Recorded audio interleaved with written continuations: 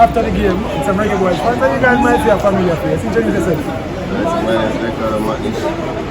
Come up. I don't Jaheel. Alright, talk to me about the game. How you feel? What's the initial reaction?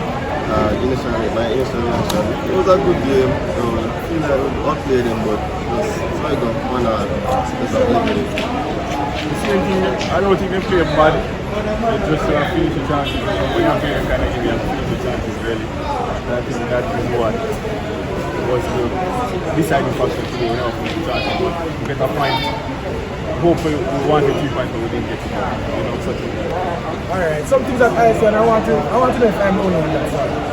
Liam Bailey, I saw a different role from him today. Then I also saw Jamaica trying to play some football on the ground.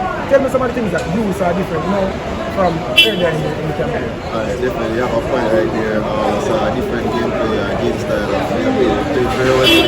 I would say he's my man of the match for me, definitely. And then what I saw differently was Damian Lowe. He didn't play as much long balls today. He played them on the ground.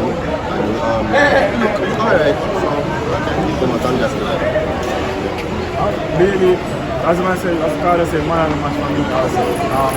Play out in hard, different in an attacking game.